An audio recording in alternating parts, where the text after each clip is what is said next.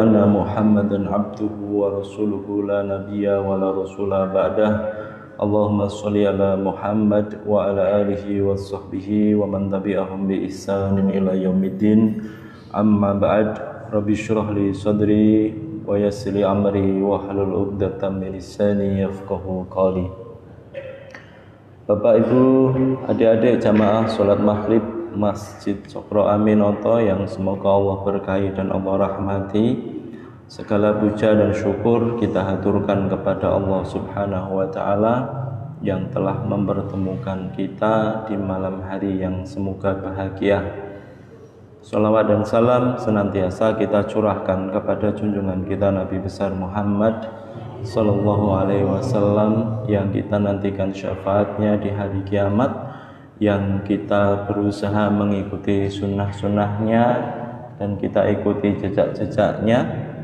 Semoga setiap langkah yang kemudian kita langkahkan menuju masjid, setiap niatan yang kemudian kita niatkan untuk kemudian mencari ridhonya Allah Subhanahu wa Ta'ala, untuk menuntut ilmu, semoga Allah berikan pahala dan keberkahan. Amin Allahumma. Yang sedang mencari jodoh, semoga Allah pertemukan jodohnya. Yang sudah ketemu jodohnya dan belum sakinah, semoga Allah sakinahkan, mawadahkan dan rohmahkan. Amin Allahumma. Amin. Karena orang beriman itu medannya ujian, Pak. Belum dapat jodoh, ya Allah berikanlah aku jodoh, gitu kan. Sudah dapat jodoh, belum sakinah diberikan, doanya minta sakinah. Ya, sudah diberi sakinah, belum mawadah warohmah, ya akhirnya minta lagi mawadah warohmah. Tetapi apapun itu, kendaraannya cuma dua. Orang beriman itu cuma punya dua kendaraan yang Allah Subhanahu wa Ta'ala berikan. Yang pertama itu kendaraan syukur, ya, kendaraan syukur.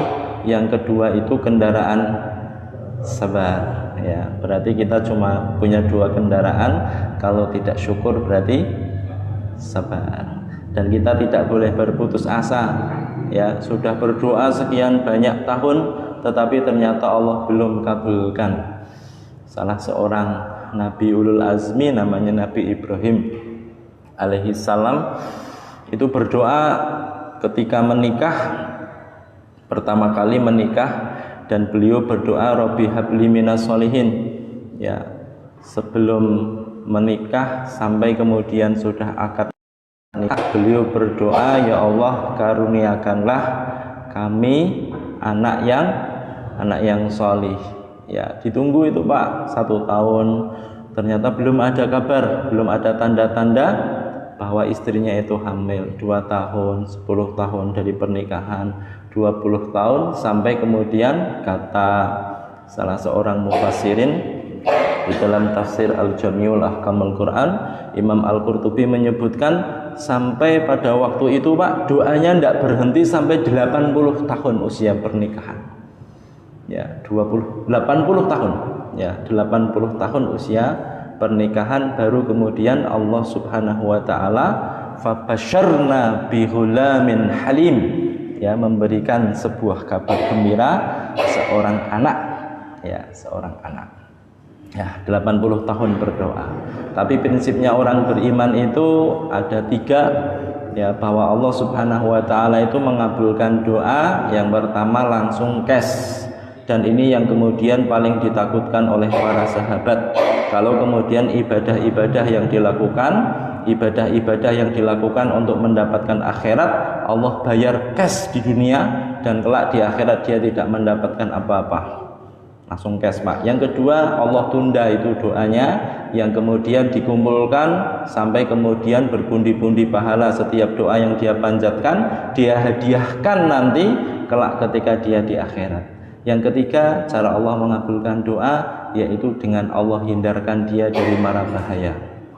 Ya, maka jangan kemudian kita berputus asa setiap detik, setiap waktu untuk kemudian memperbanyak doa kepada Allah yang Maha Kuasa. Bapak Ibu jamaah sholat maghrib yang semoga Allah berkahi dan Allah rahmati, ada sebuah nasihat dari salah seorang ulama hidup di zaman Harun ar-Rasyid abad ke-8 namanya Fudail bin Iyad. Namanya siapa Pak? Fudail bin Iyad. Fudail bin Iyad ini konon seorang mantan ya yang sudah cukup usia, yaitu 40 tahun.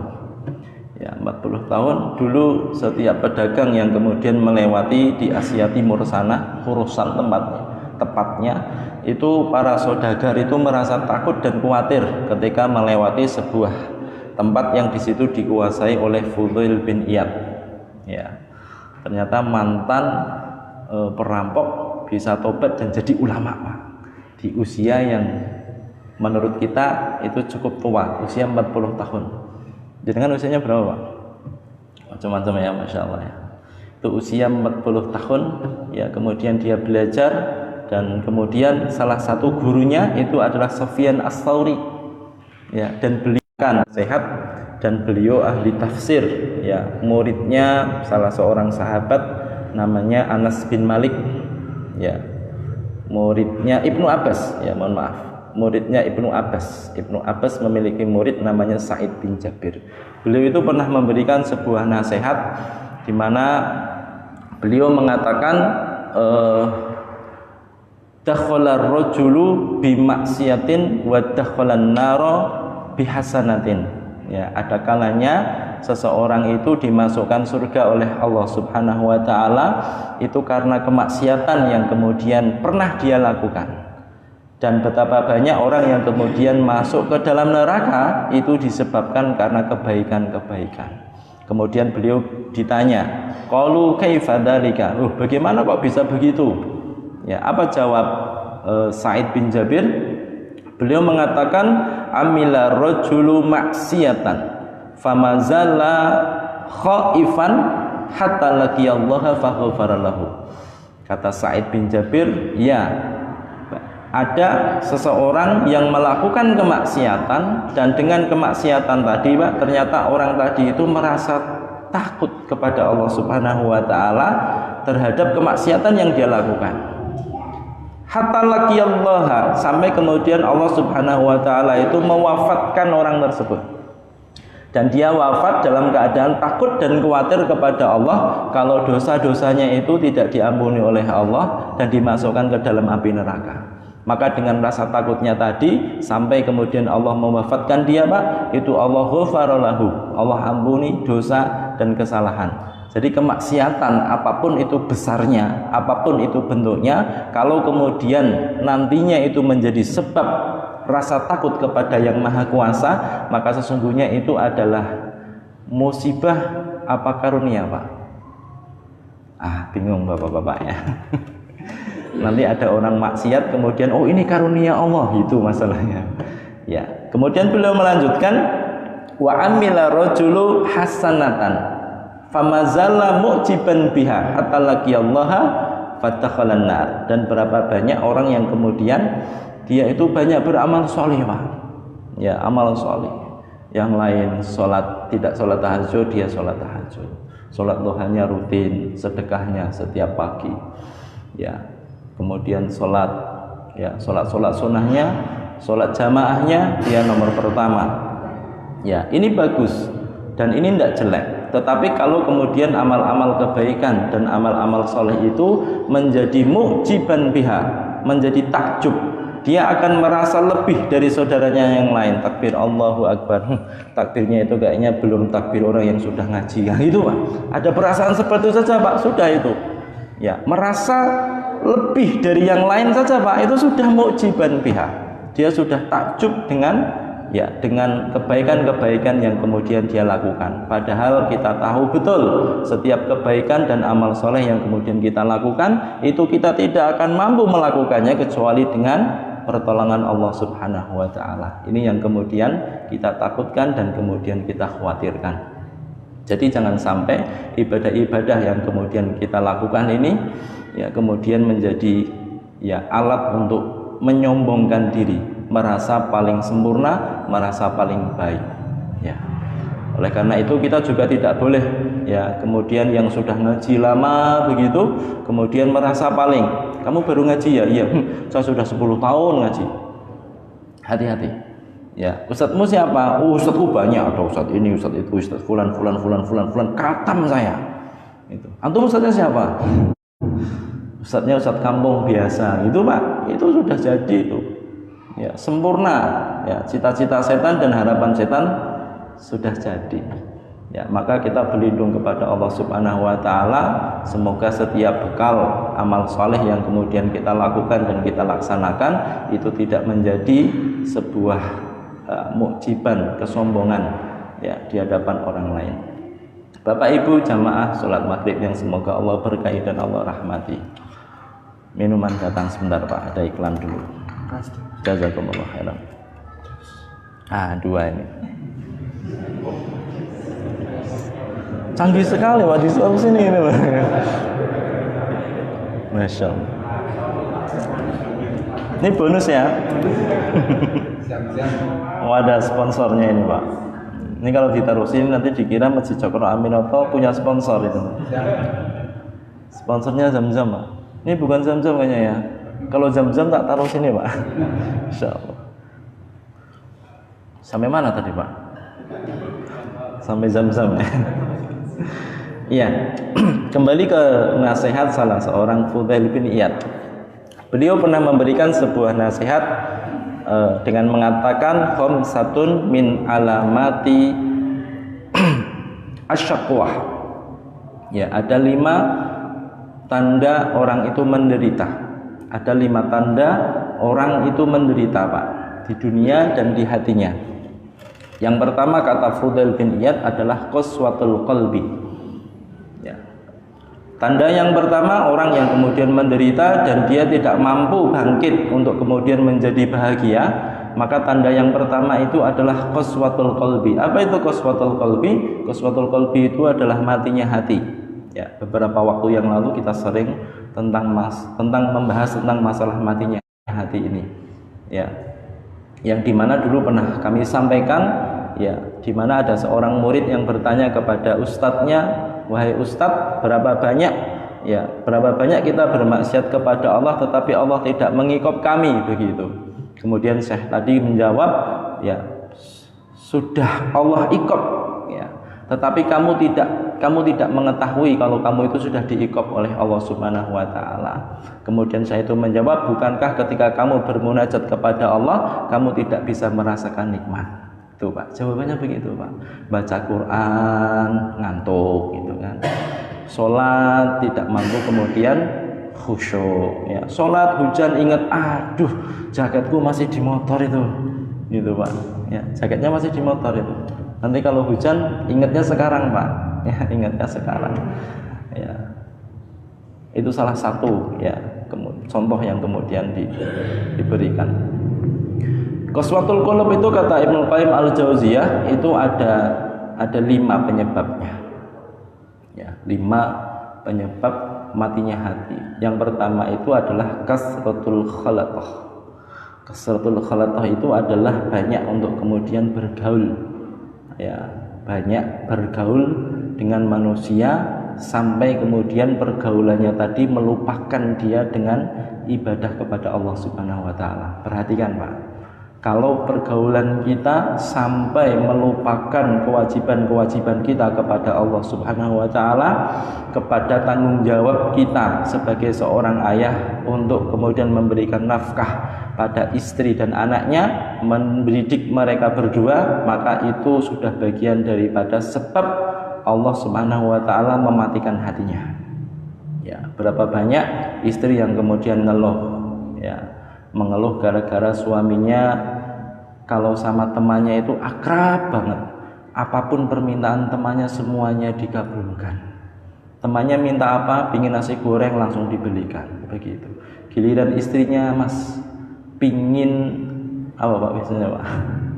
Ya, suwe tenang, oh biasa itu. Ya, maka ini perhatian khusus Pak. Kadang istri Pak, waktu dengan istri kita tidak ada waktu, tetapi ya dengan temannya mancing seharian Pak, itu betah. Ya, mancingnya sampai ke laut sana seharian. Giliran ketemu dengan istri dan anaknya, tidak ada waktu, bapak sibuk dan seterusnya. Jadi salah satu kemudian yang menyebabkan matinya hati itu terlalu banyak bergaul dengan orang-orang yang kemudian melalaikan. Ya, maka setiap waktu dan setiap teman waktu bersama teman maka diperhatikan Pak. Teman yang mana yang kemudian ketika kita lupa untuk mengingat kewajiban kita, itu teman itu mengingatkan kita. Ya, kalau ada teman yang kemudian ketika waktu sholat dia ngomong dan mengingatkan kita Pak, maka itu jaga betul teman tadi. Ya, temannya sholih itu kan senang Pak. Teman sholih dengan teman muslih itu lebih senang mana jenengan Pak? Teman sholih Pak, itu kalau kita butuh sesuatu, waduh aku sedang terlilit hutang nih, gampang. Nah itu teman sholih. Kalau teman muslih itu enggak begitu.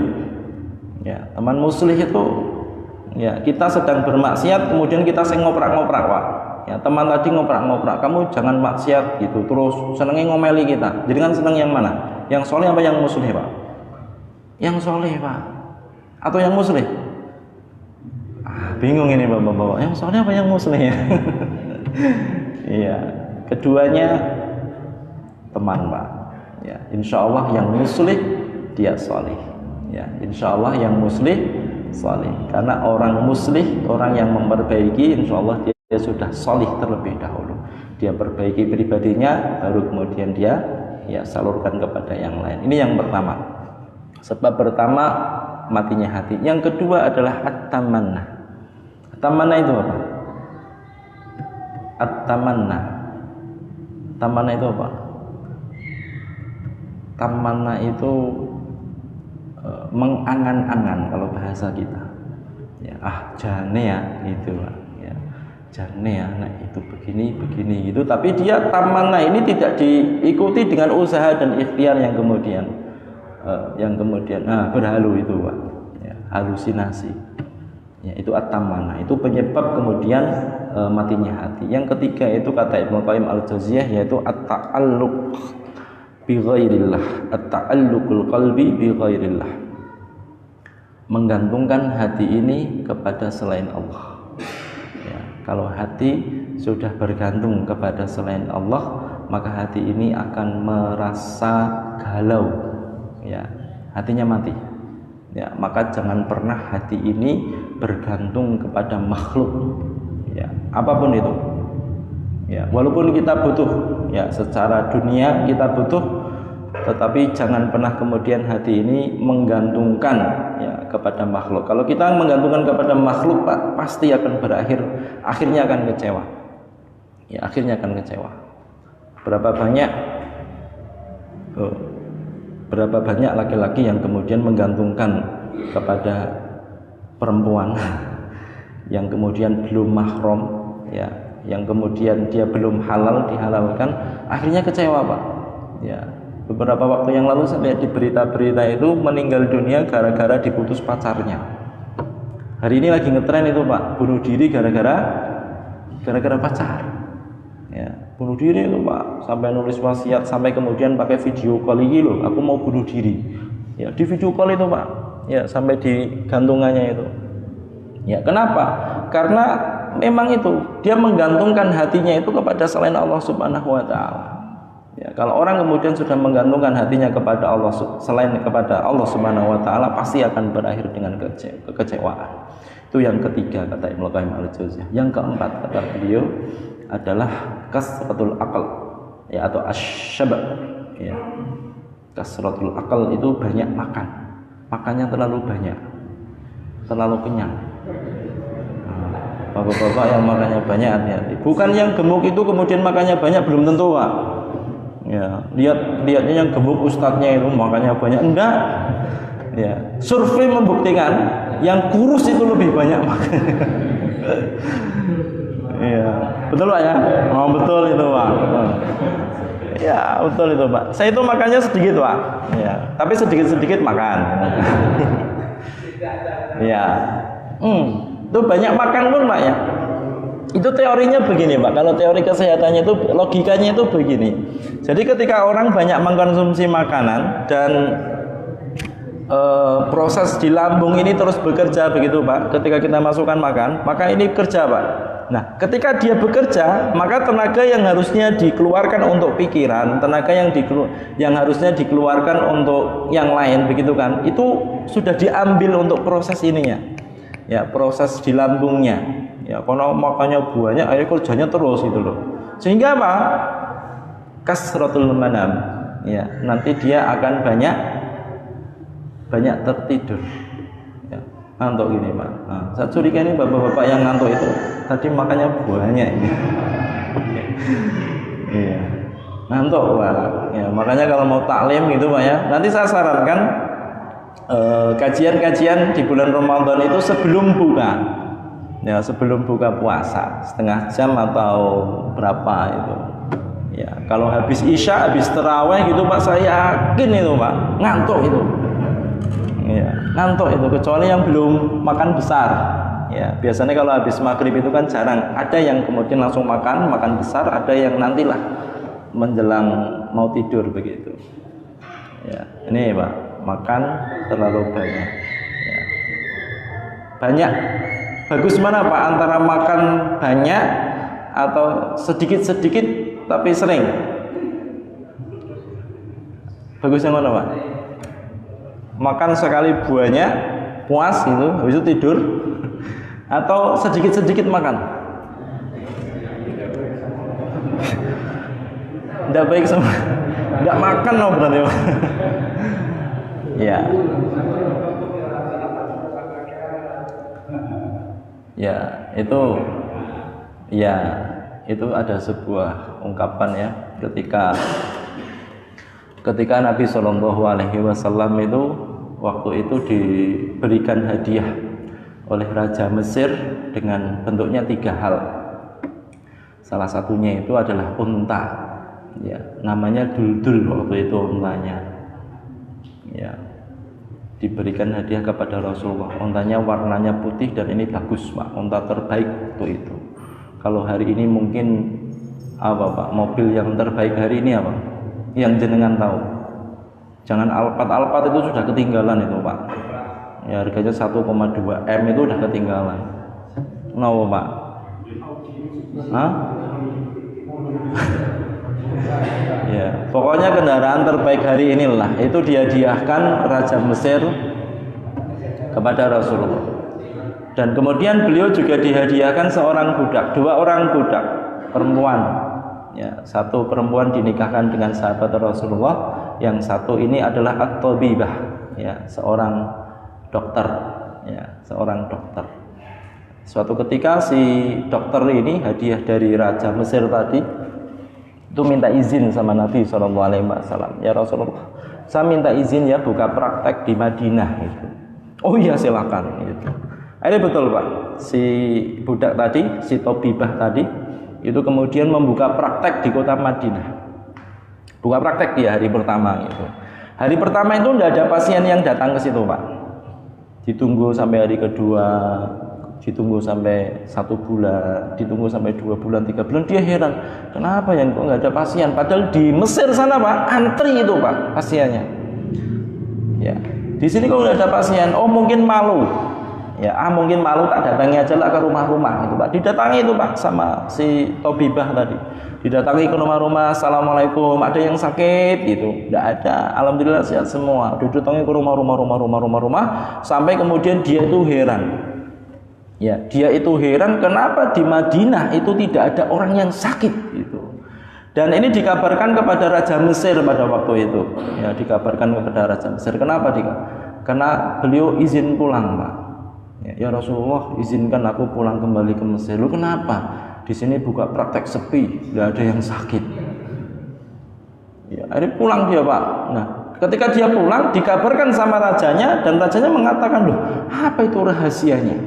Ya, kemudian disampaikan kepada Nabi SAW, diutus oleh ya, raja tadi. Apa sih rahasianya?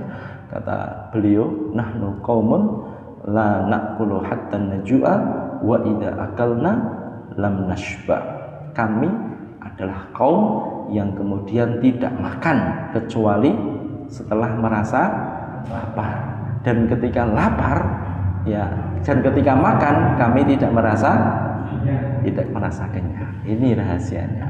Ini disebutkan di beberapa di beberapa buku yang kaitan dengan buku Tibun Nabawi. Tetapi para ulama alul hadis ini ada yang mengatakan ini hadis dhaif, ini ada yang mengatakan qaul ulama dan lain sebagainya. Tetapi ala kulli hal kisahnya begitu, kita ambil ibrahnya, ya, ambil hikmahnya. Jadi ketika dia makan, dia belum makan kecuali setelah lapar. Ya, makanya orang kenapa Pak itu kadang mau makan ini begini, karena dia tidak lapar. Ya, coba dibikin lapar dia nggak makan 3 hari begitu Pak. Nanti apa saja jadi enak. Ya enggak? Ya, buka itu Pak. Ketika kita berbuka puasa itu enak, itu bukan karena makanan yang kemudian kita hidangkan. Kurma saja sama air putih Pak itu sudah lezat sekali. Enggak betul? Ya, nggak usah mengumpulkan makanan banyak-banyak. Ibu-ibu ini biasanya ya mengumpulkan makanan ya pagi harinya sampai siang harinya semangka enak dikumpulkan taruh kulkas. Wah, ini saya pengen jeruk enak. Itu kalau siang Pak, makanan apa saja terasa enak semua. Ya, tapi nanti setelah buka ya baru makan semangka satu langsung, aduh, kok tadi enak semua ya, gitu kan. Sekarang kok kurang gitu, nikmatnya kurang. Ya, karena itu Pak, ya rahasianya itu begitu. Ya, jadi makan setelah lapar. Dan di dalam Islam ya, di dalam syariat makan, di dalam Islam sunnah makan itu tidak ada disebutkan makan 3 kali, itu tidak ada. Ya, karena Rasulullah SAW yakulu ya fi sobah wa fin nahar wa fil, tidak ada. Dulu Rasulullah makan ketika pagi hari, siang hari dan malam hari, tidak ada itu. Ya. Itu teori dari mana saya kurang tahu. Tapi yang jelas begitu Pak. Kita enggak usah makan kalau belum merasa lapar. Dan ketika makan jangan nunggu muntah Pak. Ya, kalau kita kan kalau belum gitu kan belum berhenti itu Pak. Kadang masih tambah lagi. Ya, sampai kemudian betul-betul mau muntah. Ya. Nah, itu Pak. Insyaallah. Makanya cukup untuk kemudian ya safar lah ya, dari Pecalungan ke Batang, dari Semarang ke Batang, cukup itu Pak. Ya, jadi kalau ada makanan, sebenarnya makan sedikit saja Pak, itu kita cukup itu loh. Makan sedikit saja kita cukup. Tapi karena hidangannya banyak, kayaknya kita merasa mubadir gitu kan. Masih banyak. Akhirnya apa? Sampah-sampahnya tadi Pak, yang tadinya bagus makanan yang pertama tadi, kemudian yang lainnya itu jadi sampah semua. Dimasukkan semua itu.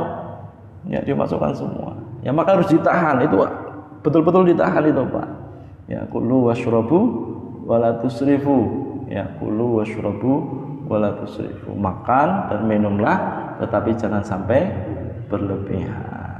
Ya, nanti kalau berlebihan ngantukan. Ya, dikit-dikit ngantuk itu kan. Tadi kajiannya apa? Ngantuk gitu kan. Kajiannya nggak tahu temanya apa. Ya, ini 5 hal yang kemudian disampaikan oleh Ibnu Qayyim al-Jauziyah. Kemudian Fudail bin Iyad mengatakan bahwa tadi orang yang kemudian mengalami asyakwah, yaitu penderitaan, cirinya yang kedua itu adalah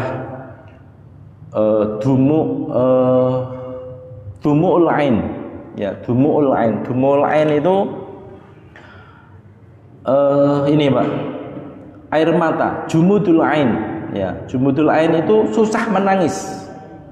Ya, susah menangis. Siapa yang sini selama 1 pekan belum pernah mengeluarkan air mata? 1 pekan ini air mata belum keluar. Biasanya kita keluar air mata karena apa Pak? Karena apa? Belengan ya.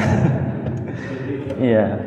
Betapa banyak kita itu mengeluarkan air mata, tapi bukan karena urusan akhirat Pak, tetapi urusan dunia.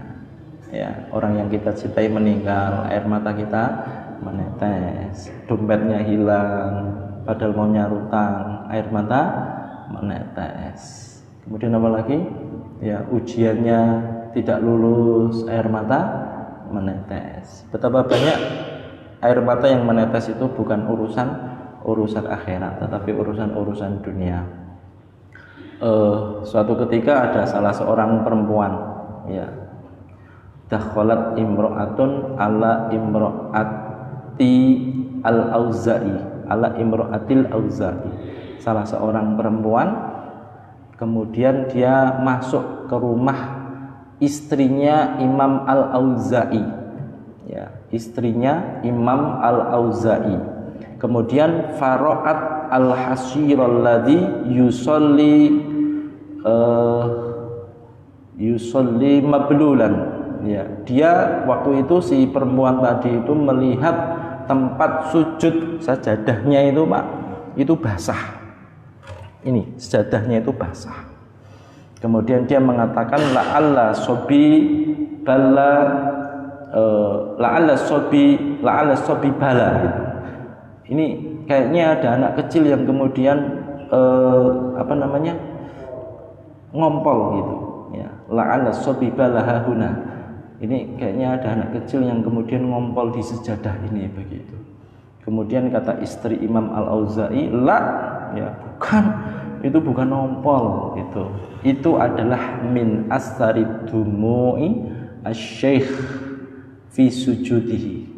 Itu bekas air matanya Syekh Al-Auza'i ketika sedang sujud. Itu Pak. Itu ulama dulu itu begitu Pak. Ya, jadi malam hari mereka itu sering nangis.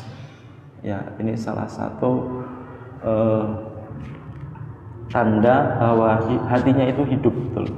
Ya, hatinya itu hidup betul.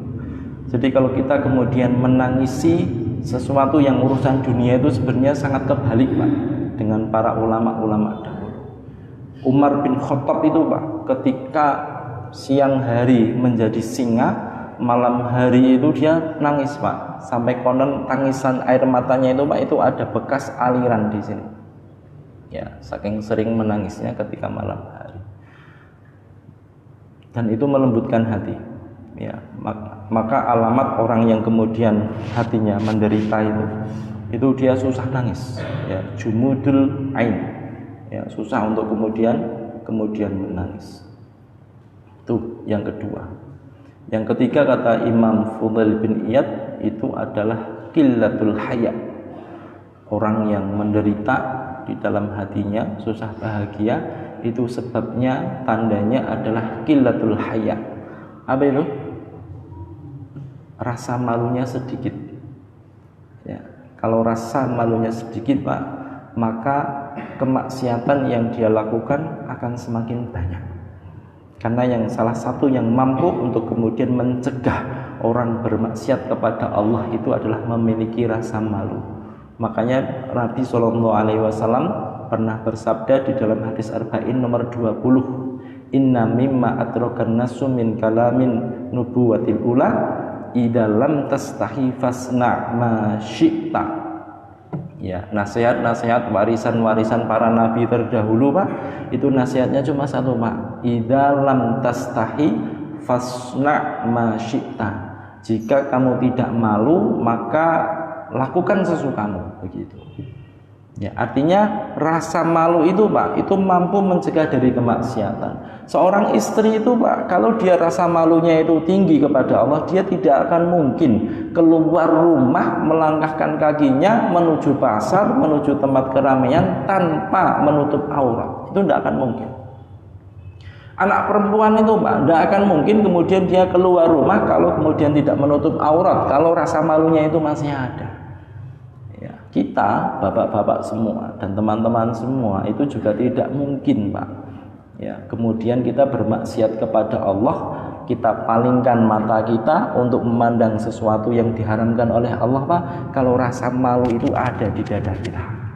Ya, malu kepada siapa? Kan nggak ada orang, malu kepada Allah yang sudah memberikan kita mata, dua mata yang tanpa kita minta, yang sudah memberikan segala sesuatu dan semuanya Pak. Ya, kemudian yang Allah berikan itu kita gunakan untuk bermaksiat kepada Allah, malu. Ya, maka ini yang kemudian menjadi ya salah satu pencegah untuk kemudian kita bermaksiat kepada Allah, yaitu rasa malu. Kalau orang tidak malu itu rasa malunya hilang Pak, ya sudah, ya akhlaknya hilang, ya semuanya hilang. Itu mending Pak. Makanya salah satu tanda kiamat itu ketika orang berzina, itu zinanya itu di pinggir-pinggir jalan. Ini salah satu tanda kiamat. Ya, zinanya di mana? Di pinggir-pinggir jalan. Ya, artinya apa? Dia berzina, tetapi di tempat terbuka begitu. Ya, malunya sudah hilang, sebabnya malunya hilang. Ya, di pinggir jalan, kadang boncengan itu kan, boncengan sama siapa itu. Kalau ada orang bermaksiat Pak, kemudian dia masih menyembunyikan kemaksiatan tadi, itu masih mending Pak. Asalkan kemudian dia tidak menceritakan maksiat tadi ketika di pagi hari. Ya, itu namanya apa Pak? Mujahirin. Ya, orang-orang yang kemudian menampakkan kemaksiatan kepada orang lain. Ya, kalau kita sudah bermaksiat kepada Allah, maka segera untuk bertobat. Tidak perlu untuk kemudian menceritakan ya kepada orang lain. Tobat saja. Itu yang ketiga. Kemudian yang keempat adalah ruhbatu fid dunya. Tanda orang menderita itu adalah ketika dia terlalu mencintai dunia. Ya, hamud dunya dzulmatun fi qalbi. Ya, seorang ulama mengatakan bahwa salah satu tanda gelapnya hati itu adalah ketika dia itu bersedih karena urusan dunia. Maka orang yang cinta dunia itu tandanya ada 5. Kemarin sudah kita bahas beberapa waktu yang lalu. Yang pertama yang masih ingat siapa? 1. Ya, hubud dunia, amalan-amalan akhirat yang harusnya ditujukan untuk kemudian mencari di akhirat, dia paksa untuk kemudian untuk mendapatkan dunia. Sholat duha supaya dagangannya lancar, sholat qiyamul lail supaya ya pangkatnya naik. Ya, alhamdulillah setelah saya qiyamul lail pangkat saya jadi ini misalkan. Ya, rezeki saya lancar setelah begini. Sedekah supaya apa Pak? Supaya rezekinya terus mengalir begitu. Ya, itu amalan-amalan yang harusnya kemudian untuk akhirat ya dia paksa untuk kemudian mendapatkan sekeping urusan dunia. Tanda yang kedua dalam urusan dunia dia lincah, pandai, tapi dalam urusan akhirat dia lalai. Ya'lamuna zahiran minal hayatid dunya wa hum 'anil akhirati hum ghafilun. Surat Ar-Rum ayat yang ke-7. Urusan dunia, urusan perusahaan, urusan macam-macam itu Pak, dia punya rumus-rumusnya. Ya, ini loh caranya usaha itu begini, tetapi apa? Itu sebenarnya tidak menjadi celah Pak. Ketika kemudian dia tahu dan paham tentang usaha tadi, dan usaha tadi itu hasilnya sebagiannya digunakan untuk Islam, tidak masalah sebenarnya.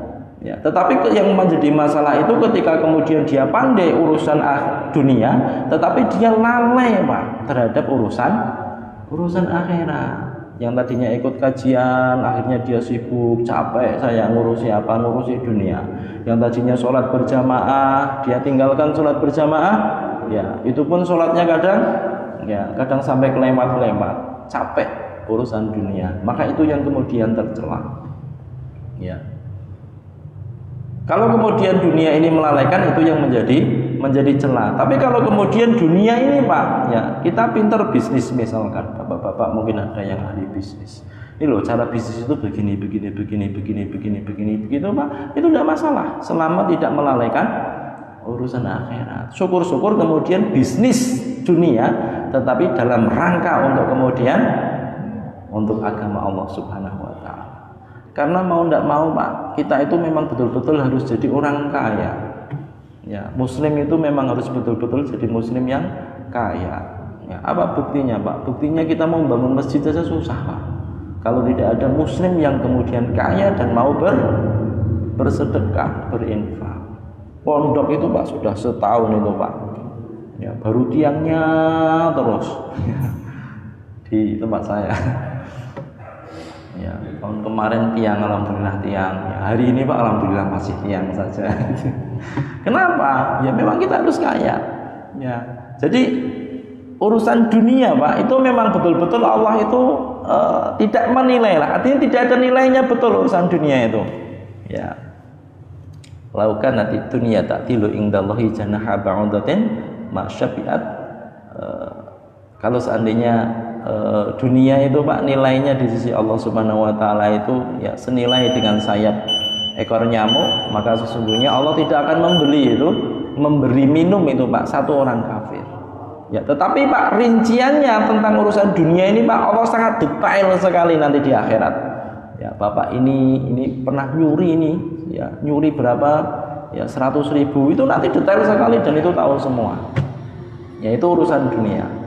Ya itu yang kedua. Yang ketiga adalah tidak memperhatikan halal dan haram. Orang yang cinta dunia dan rakus dia tidak peduli, cari aja yang haram aja susah, apalagi yang halal, semuanya begitu. Ya.